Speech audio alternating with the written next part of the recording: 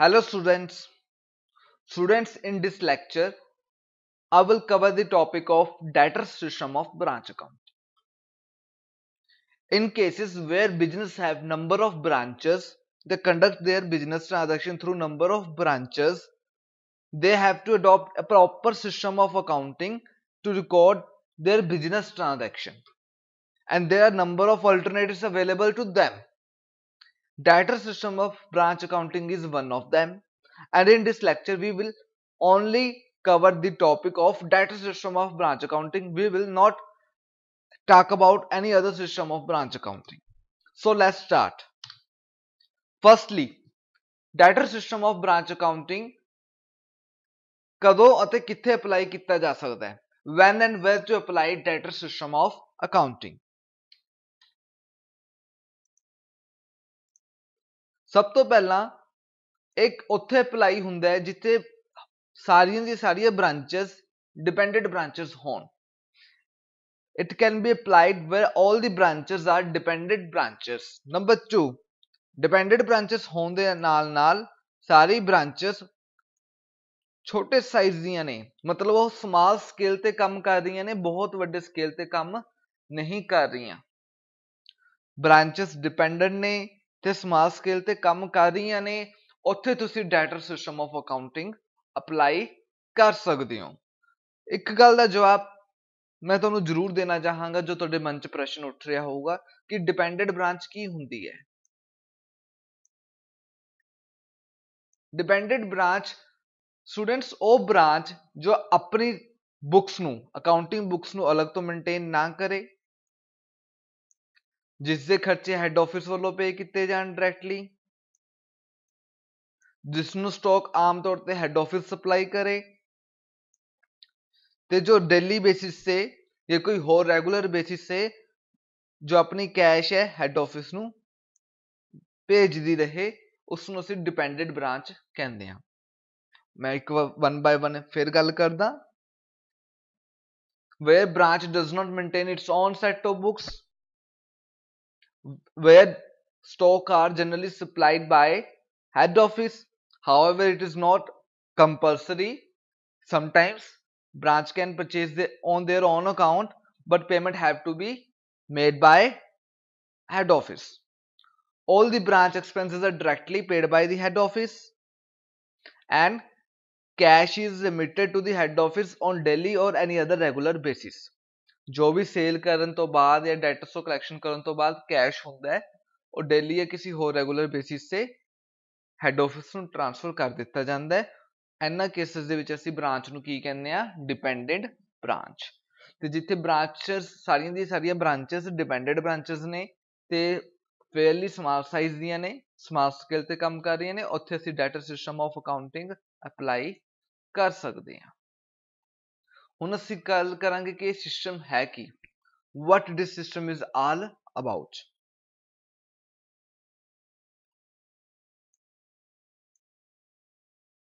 ਸਭ ਤੋਂ ਪਹਿਲਾਂ ਹੈੱਡ ਆਫਿਸ ਹਰ ਇੱਕ ਬ੍ਰਾਂਚ ਲਈ ਸੈਪਰੇਟ ਅਕਾਊਂਟ ਓਪਨ ਕਰਦਾ ਆਪਣੀ ਬੁੱਕਸ ਦੇ ਵਿੱਚ ਬ੍ਰਾਂਚ ਅਕਾਊਂਟ ਦੇ ਨਾਮ ਤੋਂ. Head office opens a separate account for each branch named branch account to record all the transactions related to that branch, like Delhi branch account, Chandigarh branch account, या branch bracket में आप दिल्ली लिख दो account. ठीक है, तो हर एक ब्रांच ਲਈ ਅਲੱਗ ਤੋਂ ਬ੍ਰਾਂਚ ਅਕਾਊਂਟ ਓਪਨ ਕੀਤਾ ਜਾਂਦਾ ਹੈ ਜਿਸ ਦੇ ਵਿੱਚ ਉਸ ਬ੍ਰਾਂਚ ਨਾਲ ਰਿਲੇਟਡ ਹੀ ਟ੍ਰਾਂਜੈਕਸ਼ਨਸ ਰਿਕਾਰਡ ਕੀਤੀਆਂ ਜਾਂਦੀਆਂ ਨੇ. ਇਹ ਬ੍ਰਾਂਚ ਅਕਾਊਂਟ ਨੋਮੀਨਲ ਨੇਚਰ ਦਾ ਹੁੰਦਾ ਹੈ. ਨੋਮੀਨਲ ਨੇਚਰ ਦਾ ਹੁੰਦਾ ਤਾਂ ਇਹਦਾ ਜਿਹੜਾ ਰਿਜ਼ਲਟਿੰਗ ਫਿਗਰ ਹੁੰਦਾ ਹੈ, ਜੋ ਬੈਲੈਂਸਿੰਗ ਫਿਗਰ ਹੁੰਦਾ ਹੈ ਅਕਾਊਂਟਿੰਗ ਪੀਰੀਅਡ ਦੇ ਐਂਡ ਦੇ ਵਿੱਚ, ਉਹ ਪ੍ਰੋਫਿਟ ਜਾਂ ਲਾਸ ਰਿਪਰੈਜ਼ੈਂਟ ਕਰਦਾ ਹੈ ਉਸ ਬ੍ਰਾਂਚ ਦਾ. ਅਸੀਂ ਅਕਾਊਂਟ ਮੇਨਟੇਨ ਕਿਵੇਂ ਕਰਦੇ ਹਾਂ, ਬ੍ਰਾਂਚ ਅਕਾਊਂਟ ਨੂੰ ਕਿਵੇਂ ਮੇਨਟੇਨ ਕਰਦੇ ਹਾਂ? ਅਕਾਊਂਟਿੰਗ ਪੀਰੀਅਡ ਦੀ ਬਿਗਨਿੰਗ ਦੇ ਵਿੱਚ, ਅਕਾਊਂਟਿੰਗ ਪੀਰੀਅਡ ਦੀ ਸਟਾਰਟਿੰਗ ਦੇ ਵਿੱਚ ਅਸੀਂ ਬ੍ਰਾਂਚ ਅਕਾਊਂਟ ਸਟਾਰਟ ਕਰਦੇ ਹਾਂ. ਬ੍ਰਾਂਚ ਅਕਾਊਂਟ ਦੇ ਵਿੱਚ ਸਾਰੀ ਦੀਆਂ ਸਾਰੀਆਂ ਬ੍ਰਾਂਚ ਐਸੈਟਸ ਨੂੰ ਟ੍ਰਾਂਸਫਰ ਕਰਕੇ. ਅਕਾਊਂਟਿੰਗ ਪੀਰੀਅਡ ਦੇ ਐਂਡ ਵਿੱਚ ਅਸੀਂ ਕੀ ਕਰਦੇ ਹੁੰਦੇ ਆ? ਬ੍ਰਾਂਚ ਅਕਾਊਂਟ ਤੋਂ ਬ੍ਰਾਂਚ ਐਸੈਟਸ ਨੂੰ ਇੰਡੀਵਿਜੂਅਲ ਅਕਾਊਂਟਸ ਦੇ ਵਿੱਚ ਟ੍ਰਾਂਸਫਰ ਕਰ ਦਿੰਦੇ ਆ, ਤਾਂ ਜੋ ਅਸੀਂ ਹਰ ਇੱਕ ਬ੍ਰਾਂਚ ਐਸੈਟ ਨੂੰ बैलेंस शीट ਦੇ ਵਿੱਚ ਸ਼ੋ ਕਰ ਸਕੀਏ ਹੈਡ ਆਫਿਸ ਦੀ बैलेंस शीट ਦੇ ਵਿੱਚ, ਕਿਉਂਕਿ ਇਸ ਕੇਸ ਦੇ ਵਿੱਚ ਬ੍ਰਾਂਚ ਆਪਣੇ ਅਕਾਊਂਟਸ ਮੇਨਟੇਨ ਨਹੀਂ ਕਰ ਰਹੀ ਹੁੰਦੀ। ਤੇ ਅਗਲੇ ਸਾਲ ਅਕਾਊਂਟਿੰਗ ਪੀਰੀਅਡ ਦੀ ਬਿਗਨਿੰਗ ਦੇ ਵਿੱਚ ਅਸੀਂ ਇੰਡੀਵਿਜੂਅਲ ਐਸੈਟਸ ਦਾ ਬੈਲੈਂਸ ਬ੍ਰੌਟ ਡਾਊਨ ਕਰਦੇ ਹਾਂ ਤੇ ਉਸ ਨੂੰ ਅਸੀਂ ਟ੍ਰਾਂਸਫਰ ਕਰ ਦਿੰਦੇ ਹਾਂ ਬ੍ਰਾਂਚ ਅਕਾਊਂਟ ਦੇ ਵਿੱਚ।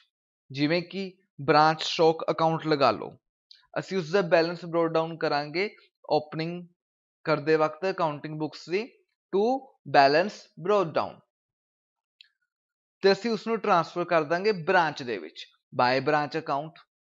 ਤਾਂ ਬ੍ਰਾਂਚ ਅਕਾਊਂਟ ਨੂੰ ਡੈਬਿਟ ਕਰਦੇ ਹੋਏ ਤੇ ਬ੍ਰਾਂਚ ਐਸੈਟਸ ਨੂੰ ਇੰਡੀਵਿਜੂਅਲੀ ਕ੍ਰੈਡਿਟ ਕਰਦੇ ਹੋਏ ਅਸੀਂ ਸਾਰੀ ਦੀ ਸਾਰੀ ਐਸੈਟਸ ਨੂੰ ਬ੍ਰਾਂਚ ਅਕਾਊਂਟ ਦੇ ਵਿੱਚ ਟ੍ਰਾਂਸਫਰ ਕਰ ਦਿੰਦੇ ਹਾਂ ਅਕਾਊਂਟਿੰਗ ਪੀਰੀਅਡ ਦੀ ਸਟਾਰਟਿੰਗ ਦੇ ਵਿੱਚ।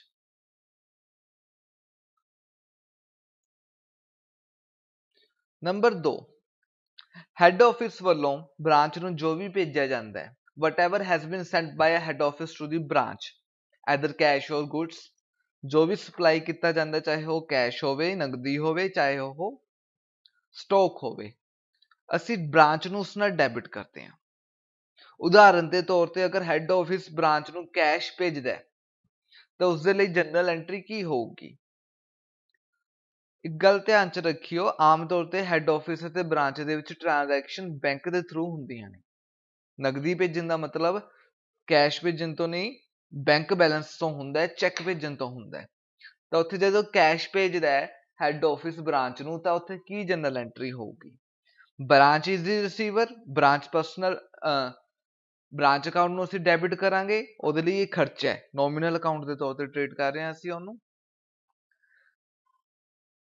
Bank is the giver, bank account ਨੂੰ ਅਸੀਂ ਕੀ ਕਰਾਂਗੇ? ਕ੍ਰੈਡਿਟ ਕਰਾਂਗੇ। ਤਾਂ ਜਨਰਲ ਐਂਟਰੀ ਕੀ ਬਣ ਗਈ? Branch account debit to bank account. Branch ਨੂੰ ਅਸੀਂ ਡੈਬਿਟ ਕਰਾਂਗੇ ਤਾਂ ਜੋ ਜਦੋਂ ਖਰਚਾ ਕੀਤਾ ਜਾਵੇ, ਬੈਂਕ ਬੈਲੈਂਸ ਵਰਤਿਆ ਜਾਵੇ ਖਰਚਿਆਂ ਨੂੰ ਪੇ ਕਰਨ ਲਈ, ਉਹ ਉਸਦੀ ਕੋਸਟ ਬ੍ਰਾਂਚ ਦੇ ਵਿੱਚ ਐਡ ਹੋ ਜਾਵੇ। ਜੋ ਖਰਚੇ ਡਾਇਰੈਕਟਲੀ ਹੈਡ ਆਫਿਸ ਵੱਲੋਂ ਪੇ ਕਰ ਦਿੱਤੇ ਜਾਂਦੇ ਨੇ ਉਸ ਨੂੰ ਵੀ ਬ੍ਰਾਂਚ ਅਕਾਊਂਟ ਦੇ ਵਿੱਚ ਡੈਬਿਟ ਕੀਤਾ ਜਾਂਦਾ ਹੈ ਤੇ ਉਹ ਗ੍ਰੋਸ ਅਮਾਉਂਟ ਦੇ ਬੇਸਿਸ ਤੇ ਕੀਤਾ ਜਾਂਦਾ ਹੈ, ਨਾ ਕਿ ਐਕਚੁਅਲ ਐਕਸਪੈਂਸ ਕੀ ਹੈ ਉਸ ਬੇਸਿਸ ਤੇ। ਉਦਾਹਰਨ ਦੇ ਤੌਰ ਤੇ ਲਗਾ ਲਓ 1000 ਰੁਪੀ ਰੈਂਟ ਪਰ ਮੰਥ ਹੈ ਬਿਲਡਿੰਗ ਦਾ, ਬ੍ਰਾਂਚ ਬਿਲਡਿੰਗ ਦਾ ਰੈਂਟ 1000 ਰੁਪੀ ਪਰ ਮੰਥ ਹੈ, ਤਾਂ ਸਾਲ ਦਾ ਰੈਂਟ ਹੋ ਗਿਆ 12000 12000। ਬਟ ਹੈਡ ਆਫਿਸ ਨੇ 15000 3000 ਐਡਵਾਂਸ ਪੇ ਕਰਤਾ ਰੈਂਟ ਬ੍ਰਾਂਚ ਦਾ, ਤਾਂ ਉੱਥੇ ਅਸੀਂ 15000 ਦੀ ਅਮਾਉਂਟ ਹੀ ਪਾਵਾਂਗੇ, 12000 ਨਹੀਂ ਪਾਵਾਂਗੇ। ਠੀਕ ਹੈ, 12000 ਦਾ ਰੈਂਟ ਨਹੀਂ ਪਾਵਾਂਗੇ, ਉੱਥੇ ਅਸੀਂ ਫੁੱਲ ਅਮਾਉਂਟ ਪਾਵਾਂਗੇ branch account debit to bank account 15000।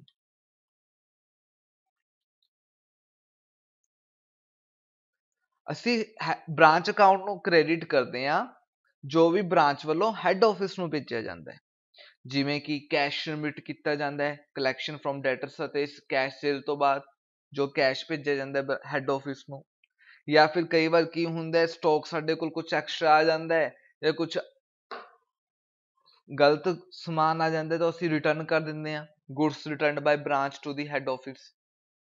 ਠੀਕ ਹੈ, ਤੇ ਉਸ ਕੇਸ ਦੇ ਵਿੱਚ ਅਸੀਂ ਬ੍ਰਾਂਚ ਅਕਾਊਂਟ ਨੂੰ ਕੀ ਕਰਦੇ ਹਾਂ? ਕ੍ਰੈਡਿਟ ਕਰਦੇ ਹਾਂ। ਨੰਬਰ 2, ਅਕਾਊਂਟਿੰਗ ਪੀਰੀਅਡ ਦੇ ਐਂਡ ਦੇ ਵਿੱਚ ਅਸੀਂ ਸਾਰੀ ਐਸੈਟਸ ਅਤੇ ਲਾਇਬਿਲਿਟੀਜ਼ ਨੂੰ ਫਿਰ ਟ੍ਰਾਂਸਫਰ ਕਰ ਦਿੰਦੇ ਹਾਂ ਇੰਡੀਵਿਜੂਅਲ ਅਕਾਊਂਟ ਦੇ ਵਿੱਚ। ਸਾਰੀ ਐਸੈਟਸ ਨੂੰ ਅਸੀਂ ਡੈਬਿਟ ਕਰਦੇ ਹੋਏ ਬ੍ਰਾਂਚ ਅਕਾਊਂਟ ਨੂੰ ਕ੍ਰੈਡਿਟ ਕਰ ਦਿੰਦੇ ਹਾਂ। ਅਸੀਂ ਬ੍ਰਾਂਚ ਅਕਾਊਂਟ ਦੇ ਵਿੱਚ ਕ੍ਰੈਡਿਟ ਸਾਈਡ ਲਿਖਦੇ ਹਾਂ ਬਾਏ ਬੈਲੈਂਸ ਕੈਰੀ ਡਾਊਨ, ਤੇ ਇੰਡੀਵਿਜੂਅਲ ਐਸੈਟਸ ਨੂੰ ਅਸੀਂ ਡੈਬਿਟ ਕਰ ਦਿੰਦੇ ਹਾਂ ਬ੍ਰਾਂਚ ਸਟਾਕ, ਬ੍ਰਾਂਚ ਡੈਟਰਸ, ਤਾਂ ਜੋ ਉਹ ਬ੍ਰਾਂਚ ਐਸੈਟਸ ਹੈਡ ਆਫਿਸ ਦੀ ਬੈਲੈਂਸ ਸ਼ੀਟ ਦੇ ਵਿੱਚ ਸ਼ੋ ਕੀਤੀਆਂ ਜਾ ਸਕਣ। ਉਸੇ ਢੰਗ ਨਾਲ ਅਸੀਂ ਬ੍ਰਾਂਚ ਲਾਇਬਿਲਿਟੀਜ਼ ਨੂੰ ਵੀ ਇੰਡੀਵਿਜੂਅਲ ਅਕਾਊਂਟਸ ਦੇ ਵਿੱਚ ਟ੍ਰਾਂਸਫਰ ਕਰ ਦਿੰਦੇ ਹਾਂ ਉਹਨਾਂ ਨੂੰ ਕ੍ਰੈਡਿਟ ਕਰਦੇ ਹੋਏ। Branch account debit to branch creditors, branch outstanding expense, ਇਸ ਢੰਗ ਨਾਲ। ਤੇ ਐਂਡ ਦੇ ਵਿੱਚ ਬ੍ਰਾਂਚ ਦਾ ਜੋ ਬੈਲੈਂਸਿੰਗ ਫਿਗਰ ਹੁੰਦਾ ਹੈ, ਜੋ ਰਿਜ਼ਲਟਿੰਗ ਫਿਗਰ ਹੁੰਦਾ ਹੈ, ਉਹ ਹੁੰਦਾ ਬ੍ਰਾਂਚ ਦਾ ਪ੍ਰੋਫਿਟ ਜਾਂ ਫਿਰ ਲੋਸ। ਜਿਵੇਂ ਕਿ ਅਸੀਂ ਪਹਿਲਾਂ ਕਿਹਾ ਕਿ ਬ੍ਰਾਂਚ ਅਕਾਊਂਟ ਨੋਮੀਨਲ ਅਕਾਊਂਟ ਹੈ, ਤਾਂ ਇਸ ਦਾ ਕ੍ਰੈਡਿਟ ਬੈਲੈਂਸ ਰਿਪਰੈਜ਼ੈਂਟ ਕਰਦਾ ਹੈ ਪ੍ਰੋਫਿਟ ਅਤੇ ਡੈਬਿਟ ਸਾਈਡ ਅਗਰ ਜ਼ਿਆਦਾ ਹੁੰਦੀ ਹੈ ਤਾਂ ਉਹ ਰਿਪਰੈਜ਼ੈਂਟ ਕਰੂਗੀ ਲੋਸ। ਇਹ ਤਾਂ ਗੱਲ ਹੋਈ ਬ੍ਰਾਂਚ ਅਕਾਊਂਟਿੰਗ ਦੇ ਵਿੱਚ ਟ੍ਰਾਂਜੈਕਸ਼ਨਸ ਦੀ ਰਿਕਾਰਡਿੰਗ ਕਿਵੇਂ ਹੁੰਦੀ ਹੈ। ਹੁਣ ਅਸੀਂ ਗੱਲ ਕਰਾਂਗੇ ਕਿਹੜੀ ਟ੍ਰਾਂਜੈਕਸ਼ਨ ਦੀ ਬ੍ਰਾਂਚ ਅਕਾਊਂਟ ਦੇ ਵਿੱਚ ਰਿਕਾਰਡਿੰਗ ਵੱਖ ਤੌਰ ਤੇ ਨਹੀਂ ਹੁੰਦੀ। ਦੇਖੋ ਬ੍ਰਾਂਚ ਅਕਾਊਂਟਿੰਗ ਦੇ ਵਿੱਚ ਸਭ ਤੋਂ ਪਹਿਲਾਂ ਮੈਂ ਇੱਕ ਗੱਲ ਕਲੀਅਰ ਕਰ ਦੇਣਾ ਚਾਹੁੰਦਾ, ਪਹਿਲਾਂ ਵੀ ਜੋ ਗੱਲ ਮੈਂ ਕਹੀ ਹੈ, ਜੋ ਕੈਸ਼ ਰਿਮਿਟ ਕੀਤਾ ਜਾਂਦਾ ਹੈ ਬ੍ਰਾਂਚ ਵੱਲੋਂ ਆਫਿਸ ਨੂੰ, ਅਸੀਂ ਸਿਰਫ ਉਸ ਲਈ ਐਂਟਰੀ ਪਾਉਂਦੇ ਹਾਂ, ਪਰ ਅਸੀਂ ਸੇਲ ਲਈ ਕੋਈ ਐਂਟਰੀ ਨਹੀਂ ਪਾਉਂਦੇ।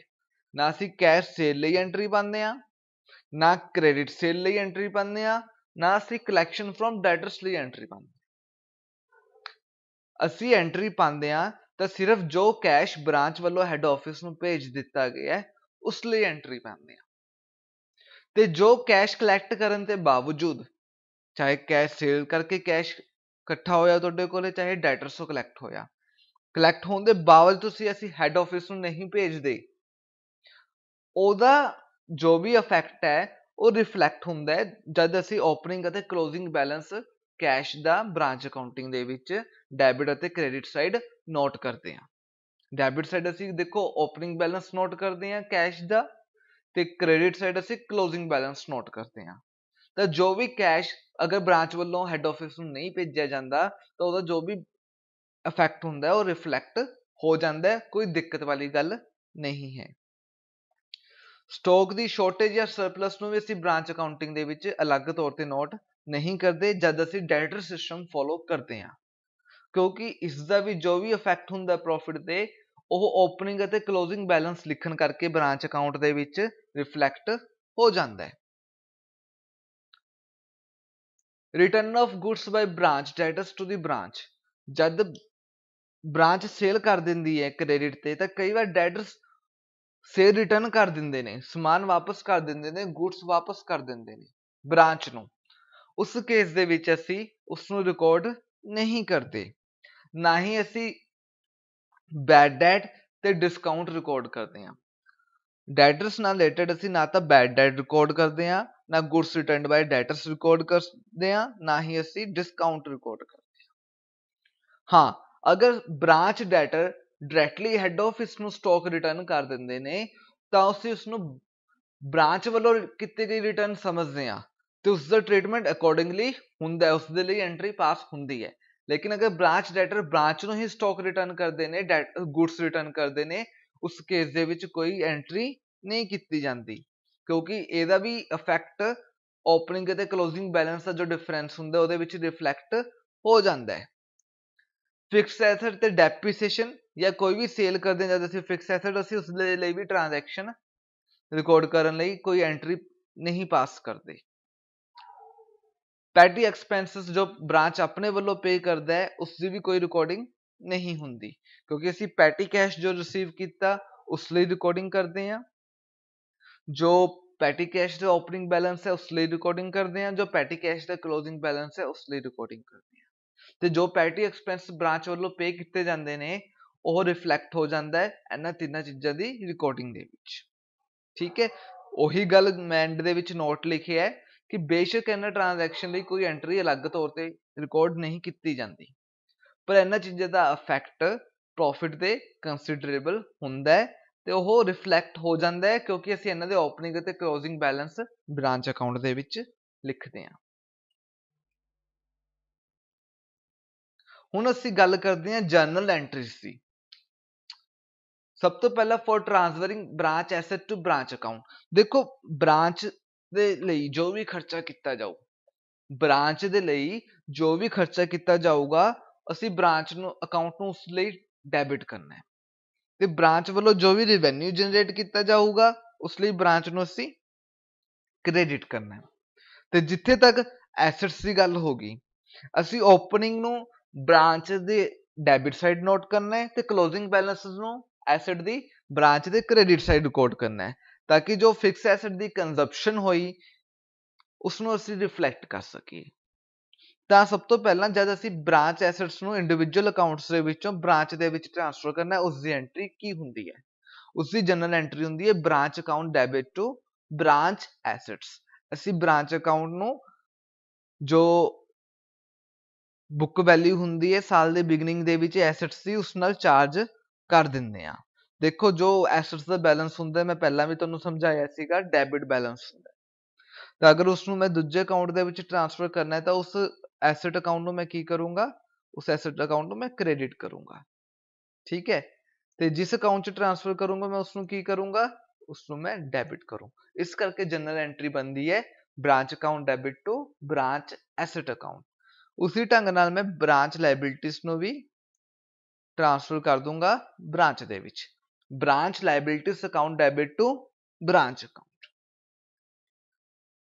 ਹੈਡ ਆਫਿਸ ਵੱਲੋਂ ਜੋ ਗੁੱਡਸ ਸੈਂਡ ਕੀਤੀਆਂ ਜਾਂਦੀਆਂ ਨੇ ਬ੍ਰਾਂਚ ਨੂੰ, ਉਹਦੇ ਲਈ ਐਂਟਰੀ ਪਏਗੀ branch account debit to goods send to branch account. ਦੇਖੋ ਜੋ ਬ੍ਰਾਂਚ ਅਤੇ ਹੈਡ ਆਫਿਸ ਦੇ ਵਿੱਚ ਜੋ ਵੀ ਸਟਾਕ ਦਾ ਲੈਣ ਦੇਣ ਹੁੰਦਾ ਹੈ, ਆਦਾਨ ਪ੍ਰਦਾਨ ਹੁੰਦਾ ਹੈ ਗੁੱਡਸ ਦਾ, ਉਹ goods send to branch account ਦੇ ਥਰੂ ਰਿਕਾਰਡ ਹੁੰਦਾ ਹੈ। ਚਾਹੇ ਬ੍ਰਾਂਚ ਵੱਲੋਂ ਹੈਡ ਆਫਿਸ ਨੂੰ ਵਾਪਸ ਭੇਜਿਆ ਜਾਵੇ ਸਟਾਕ, ਚਾਹੇ ਹੈਡ ਆਫਿਸ ਨੂੰ ਬ੍ਰਾਂਚ ਨੂੰ ਸਮਾਨ ਭੇਜਿਆ ਜਾਵੇ, ਉਹ goods send to branch account ਦੇ ਥਰੂ ਰਿਕਾਰਡ ਹੁੰਦਾ ਹੈ। ਕਿਉਂਕਿ ਗੁੱਡਸ ਗਈਆਂ, ਸਟਾਕ ਗੁੱਡਸ ਗੋਜ਼ ਆਊਟ, ਤਾਂ ਉਸਨੂੰ ਅਸੀਂ ਕੀ ਕਰਦੇ ਹੁੰਦੇ ਆ, ਕ੍ਰੈਡਿਟ ਕਰਾਂਗੇ। ਠੀਕ ਹੈ, ਉਸ ਤੋਂ ਬਾਅਦ for goods returned by branch to head office, ਜਦ ਬ੍ਰਾਂਚ ਵੱਲੋਂ ਹੈਡ ਆਫਿਸ ਨੂੰ ਗੁੱਡਸ ਰਿਟਰਨ ਕਰ ਦਿੱਤੀਆਂ ਜਾਂਦੀਆਂ ਨੇ, ਉਸ ਦੇ ਲਈ ਅਸੀਂ ਐਂਟਰੀ ਪਾਵਾਂਗੇ goods return account debit to goods sent to branch account debit to branch account. Transfer of goods by one branch to another at the instructions of head office। ਉਸ ਕੇਸ ਦੇ ਵਿੱਚ ਅਸੀਂ ਉਸਨੂੰ goods returned by branch to head office treat ਕਰਦੇ ਹਾਂ, ਉਹਦੇ ਵਾਂਗੂ ਹੀ treat ਕਰਦੇ ਹਾਂ, ਤੇ ਉਸ ਵਾਂਗੂ ਬਿਲਕੁਲ ਉਹੀ ਐਂਟਰੀ ਆਉਂਦੀ ਹੈ goods sent to branch account debit to branch account। ਤੇ ਜਿਸ ਬ੍ਰਾਂਚ ਨੂੰ ਸਟਾਕ ਇਸ਼ੂ ਕੀਤਾ ਗਿਆ, ਉਹਦੇ ਲਈ ਨਾਲ ਦੀ ਨਾਲ ਐਂਟਰੀ ਆ ਜਾਏਗੀ branch account debit to goods sent to branch account। ਜਿਸ ਬ੍ਰਾਂਚ ਤੋਂ ਦੂਜੀ ਬ੍ਰਾਂਚ ਨੂੰ ਟ੍ਰਾਂਸਫਰ ਹੋਇਆ, ਉਸ ਦੇ ਬ੍ਰਾਂਚ ਅਕਾਊਂਟ ਨੂੰ ਅਸੀਂ ਕ੍ਰੈਡਿਟ ਕਰ ਦਾਂਗੇ, ਜਨਰਲ ਐਂਟਰੀ ਪਾਸ ਕਰਾਂਗੇ goods sent to branch account debit to branch 1 account ਲਗਾ ਲਓ। ਤੇ ਜਿਸ ਨੂੰ ਟ੍ਰਾਂਸਫਰ ਹੋਇਆ ਉਹਦੇ ਲਈ ਜਨਰਲ ਐਂਟਰੀ ਪਾਵਾਂਗੇ branch 2 account debit to goods sent to branch account. ਠੀਕ ਹੈ, ਜੋ ਗੁੱਡਸ ਡਾਇਰੈਕਟਲੀ ਬ੍ਰਾਂਚ ਡੈਟਰ ਵੱਲੋਂ ਰਿਟਰਨ ਕੀਤੀਆਂ ਜਾਂਦੀਆਂ ਨੇ ਹੈਡ ਆਫਿਸ ਨੂੰ, ਮੈਂ ਪਹਿਲਾਂ ਕਿਹਾ ਜੋ ਬ੍ਰਾਂਚ ਡੈਟਰ ਬ੍ਰਾਂਚ ਨੂੰ ਗੁੱਡਸ ਰਿਟਰਨ ਕਰਦੇ ਹੈ, ਉਹਦੇ ਲਈ ਕੋਈ ਐਂਟਰੀ ਨਹੀਂ ਹੁੰਦੀ। ਪਰ ਅਗਰ ਬ੍ਰਾਂਚ ਡੈਟਰ ਹੈਡ ਆਫਿਸ ਨੂੰ ਡਾਇਰੈਕਟਲੀ ਰਿਟਰਨ ਕਰ ਦਿੰਦੇ ਨੇ, ਤਾਂ ਅਸੀਂ ਉਸਨੂੰ ਵੀ ਐਵੇਂ ਹੀ ਟ੍ਰੀਟ ਕਰਾਂਗੇ ਜਿਵੇਂ ਬ੍ਰਾਂਚ ਨੇ ਹੈਡ ਆਫਿਸ ਨੂੰ ਗੁੱਡਸ ਰਿਟਰਨ ਕੀਤੀਆਂ ਨੇ। ਇਸ ਕਰਕੇ ਐਂਟਰੀ ਵੀ ਸੇਮ ਹੋਊਗੀ goods sent to branch account debit to branch account. For cash sent to branch, ਜਦ ਹੈਡ ਆਫਿਸ ਵੱਲੋਂ ਬ੍ਰਾਂਚ ਨੂੰ ਕੈਸ਼ ਭੇਜਿਆ ਜਾਂਦਾ ਹੈ, ਉਸ ਦੇ ਲਈ ਐਂਟਰੀ ਹੁੰਦੀ ਹੈ branch account debit to bank, ਕਿਉਂਕਿ ਜੋ ਕੈਸ਼ ਭੇਜਿਆ ਜਾਂਦਾ ਹੈ ਜਨਰਲੀ ਚੈੱਕ ਇਸ਼ੂ ਕਰਕੇ ਭੇਜਿਆ ਜਾਂਦਾ ਹੈ। For branch expenses met by head office, ਜਦ ਹੈਡ ਆਫਿਸ ਬ੍ਰਾਂਚ ਦੇ ਐਕਸਪੈਂਸਿਸ ਪੇ ਕਰਦਾ ਹੈ, ਉਹਦੇ ਲਈ ਐਂਟਰੀ ਹੁੰਦੀ ਹੈ branch account debit to bank account, ਤੇ ਉਹ ਜਿੰਨੀ ਵੀ ਅਮਾਊਂਟ ਪੇ ਕੀਤੀ ਉਸ ਦੇ ਨਾਲ ਐਂਟਰੀ ਹੁੰਦੀ ਹੈ। ਪ੍ਰੀਪੇਡ ਅਤੇ ਆਊਟਸਟੈਂਡਿੰਗ ਨੂੰ ਅਸੀਂ ਇੱਥੇ ਇਗਨੋਰ ਕਰਨਾ ਹੈ। ਜੋ ਕੈਸ਼ ਬ੍ਰਾਂਚ ਵੱਲੋਂ ਹੈਡ ਆਫਿਸ ਨੂੰ ਭੇਜਿਆ ਜਾਂਦਾ ਹੈ, ਉਸ ਦੇ ਲਈ ਕੀ ਐਂਟਰੀ ਹੋਊਗੀ bank account debit to branch account, ਕਿਉਂਕਿ ਇੱਥੇ ਬ੍ਰਾਂਚ ਨੇ ਰੈਵਨਿਊ ਜਨਰੇਟ ਕੀਤਾ, ਉਸ ਲਈ ਅਸੀਂ ਬ੍ਰਾਂਚ ਨੂੰ ਕ੍ਰੈਡਿਟ ਕਰਾਂਗੇ। ਜੋ ਰੈਵਨਿਊ ਜਨਰੇਟ ਕਰਨ ਤੋਂ ਬਾਅਦ ਨਗਦੀ ਹੈਡ ਆਫਿਸ ਨੂੰ ਭੇਜ ਦਿੱਤੀ ਜਾਂਦੀ ਹੈ। For cash sent to branch not yet received by branch, ਹੁਣ ਮੈਂ ਟ੍ਰਾਂਜੈਕਸ਼ਨਸ ਦੀ ਗੱਲ ਕਰ ਰਿਹਾ 9th ਜਨਰਲ ਐਂਟਰੀ ਤੋਂ ਬਾਅਦ, ਉਹ ਸਾਰੀਆਂ ਟ੍ਰਾਂਜੈਕਸ਼ਨ ਰਿਲੇਟਡ ਨੇ ਜੋ ਅਸੀਂ ਅਕਾਊਂਟਿੰਗ ਪੀਰੀਅਡ ਦੇ ਐਂਡ ਦੇ ਵਿੱਚ ਕਰਦੇ ਹਾਂ। ਦੇਖੋ ਬ੍ਰਾਂਚ ਨੂੰ ਕੈਸ਼ ਭੇਜਿਆ ਗਿਆ ਹੈਡ ਆਫਿਸ ਵੱਲੋਂ, ਅਸੀਂ ਜਨਰਲ ਐਂਟਰੀ ਪਾਤੀ branch account debit to bank account, ਮਤਲਬ ਇੱਕ ਤਰ੍ਹਾਂ ਦਾ ਬ੍ਰਾਂਚ ਅਕਾਊਂਟ ਦੇ ਵਿੱਚ ਅਸੀਂ ਉਸਨੂੰ ਖਰਚੇ ਦੇ ਤੌਰ ਤੇ ਚਾਰਜ ਕਰਤਾ। ਬ੍ਰਾਂਚ ਕੋਲੋਂ ਕੈਸ਼ ਨਹੀਂ ਪਹੁੰਚਿਆ, ਤੇ ਬ੍ਰਾਂਚ ਦਾ ਜੋ ਕਲੋਜ਼ਿੰਗ ਬੈਲੈਂਸ ਹੈ ਕੈਸ਼ ਦਾ, ਉਹ ਰਿਫਲੈਕਟ ਨਹੀਂ ਕਰਦਾ ਕਿ ਕੈਸ਼ ਰਿਸੀਵ ਕੀਤਾ ਸੀ, ਜਿਹਦੇ ਕਰਕੇ ਇਹ ਖਰਚਾ ਵਧਾ ਦੂ, ਪ੍ਰੋਫਿਟ ਘਟਾ ਦੂ, ਜਿਹਦੇ ਕਰਕੇ ਇਹ ਖਰਚਾ ਵਧਾ ਦੂ, ਪ੍ਰੋਫਿਟ ਘਟਾ ਦੂ, ਕਿਉਂਕਿ ਉਹ ਕੈਸ਼ ਖਰਚ ਨਹੀਂ ਹੋਇਆ, ਪਰ ਉਹ ਕੈਸ਼ ਬ੍ਰਾਂਚ ਨੂੰ ਰਿਸੀਵ ਕੀਤਾ ਮੰਨ ਲਿੱਤਾ ਗਿਆ, ਤੇ ਬ੍ਰਾਂਚ ਦੇ ਕੈਸ਼ ਬੈਲੈਂਸ ਦੇ ਵਿੱਚ ਉਹ ਸ਼ੋ ਨਹੀਂ ਹੋ ਰਿਹਾ। ਅਸੀਂ ਉਸ ਨੂੰ ਅਵੋਇਡ ਕਰਨ ਵਾਸਤੇ ਜਨਰਲ ਐਂਟਰੀ ਪਾਉਂਦੇ ਆ cash in transit account debit to branch account. Branch account ਨੂੰ ਕ੍ਰੈਡਿਟ ਕਰ ਦਿੰਦੇ ਆ ਤਾਂ ਜੋ ਕੈਸ਼ ਬ੍ਰਾਂਚ ਕੋਲ ਨਹੀਂ ਪਹੁੰਚਿਆ, ਉਸ ਦਾ ਖਰਚਾ ਬ੍ਰਾਂਚ ਨੂੰ ਚਾਰਜ ਨਾ ਹੋਵੇ। ਸੇਮ ਅਪਲਾਈ ਹੁੰਦਾ ਹੈ ਗੁਡਸ ਤੇ, ਸਟਾਕ ਤੇ। ਜੋ ਸਟਾਕ ਹੈਡ ਆਫਿਸ ਵੱਲੋਂ ਬ੍ਰਾਂਚ ਨੂੰ ਭੇਜਿਆ ਜਾਂਦਾ ਪਰ ਬ੍ਰਾਂਚ ਵੱਲੋਂ ਹਲੇ ਤੱਕ ਰਿਸੀਵ ਨਹੀਂ ਹੁੰਦਾ, ਉਹਦੇ ਲਈ ਵੀ ਅਸੀਂ ਇਹੀ ਐਂਟਰੀ ਪਾਉਂਦੇ ਆ goods in transit account debit to branch account. For transfer of balance in goods and to branch account.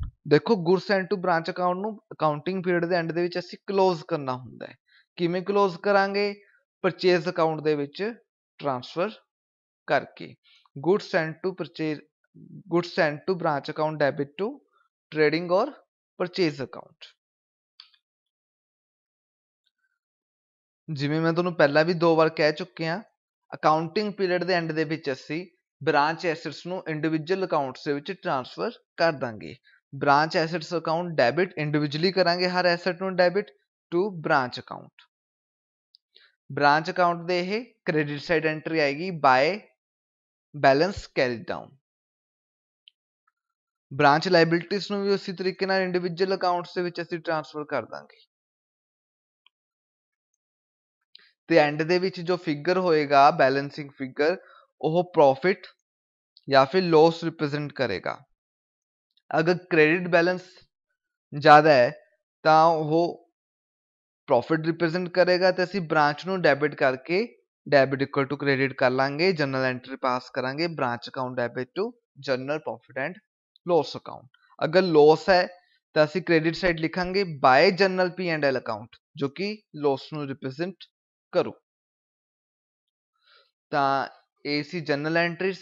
ਅਸੀਂ ਹੁਣ ਦੇਖ ਲੈਂਦੇ ਹਾਂ ਬ੍ਰਾਂਚ ਅਕਾਊਂਟਿੰਗ ਅਪੇਅਰ ਕਿਵੇਂ ਹੁੰਦਾ ਹੈ, ਕਿਵੇਂ ਦਿਖਦਾ ਹੈ ਜਦ ਅਸੀਂ ਜਨਰਲ ਐਂਟਰੀਜ਼ ਨੂੰ ਬ੍ਰਾਂਚ ਅਕਾਊਂਟ ਦੇ ਵਿੱਚ ਪੋਸਟ ਕਰ ਦਿੰਦੇ ਹਾਂ। It will look like this. Opening balances of assets, opening balances of liabilities. यहाँ पर बाय आना था, ये भी 2 बार नोट डाउन हो गया। To goods and to branch जो हेड ऑफिस वालों समान भेजा जाता है ब्रांच ਨੂੰ, ਜੋ ਕੈਸ਼ ਭੇਜਿਆ ਜਾਂਦਾ ਬ੍ਰਾਂਚ ਨੂੰ, ਜੋ ਖਰਚੇ ਬ੍ਰਾਂਚ ਨੂੰ, ਬ੍ਰਾਂਚ ਦੇ ਖਰਚੇ ਪੇ ਕੀਤੇ ਜਾਂਦੇ ਨੇ ਹੈਡ ਆਫਿਸ ਵੱਲੋਂ, ਜੋ ਬ੍ਰਾਂਚ ਵੱਲੋਂ ਹੈਡ ਆਫਿਸ ਨੂੰ ਕੈਸ਼ ਭੇਜਿਆ ਜਾਂਦਾ ਹੈ। Goods returned by branch to the head office और goods returned by branch directly to the head office or goods returned by goods transferred from one branch to another। ਜੋ ਸਮਾਨ ਰਸਤੇ ਦੇ ਵਿੱਚ ਬ੍ਰਾਂਚ ਕੋਲ ਨਹੀਂ ਪਹੁੰਚਿਆ, ਜੋ ਕੈਸ਼ ਰਸਤੇ ਵਿੱਚ ਬ੍ਰਾਂਚ ਕੋਲ ਨਹੀਂ ਪਹੁੰਚਿਆ।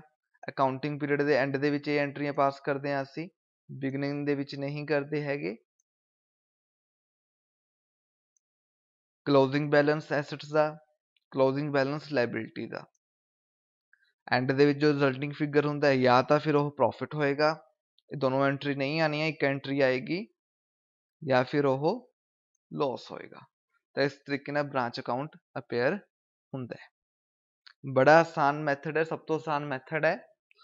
ਤੇ ਅਗਲੇ ਲੈਕਚਰ ਦੇ ਵਿੱਚ ਅਸੀਂ ਇੱਕ ਪ੍ਰੈਕਟੀਕਲ ਪ੍ਰੋਬਲਮ ਨਾਲ ਇਸ ਨੂੰ ਸਮਝਣ ਦੀ ਕੋਸ਼ਿਸ਼ ਕਰਾਂਗੇ। ਇਹ ਥਿਓਰੈਟੀਕਲ ਕੁਐਸਚਨ ਆ ਸਕਦਾ ਹੈ ਤੁਹਾਨੂੰ। what do you understand by branch system of debtor system of branch accounting?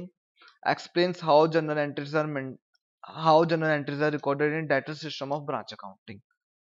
ਤੁਹਾਡੇ ਤੋਂ ਇਹ ਥਿਓਰੈਟੀਕਲ ਕੁਐਸਚਨ ਪੁੱਛ ਸਕਦੇ ਨੇ ਨੋ ਡਾਊਟ, ਪਰ ਬ੍ਰਾਂਚ ਅਕਾਊਂਟਿੰਗ ਦੇ ਵਿੱਚ ਆਮ ਤੌਰ ਤੇ ਪੰਜਾਬੀ ਯੂਨੀਵਰਸਿਟੀ ਦੇ ਜੋ ਪੈਟਰਨ ਹੈ, ਜੋ ਟ੍ਰੈਂਡ ਹੈ ਪਿਛਲੇ ਕਈ ਸਾਲਾਂ ਦਾ, ਬ੍ਰਾਂਚ ਅਕਾਊਂਟਿੰਗ ਦਾ ਆਮ ਤੌਰ ਤੇ ਪ੍ਰੈਕਟੀਕਲ ਕੁਐਸਚਨ ਆਉਂਦਾ ਹੈ।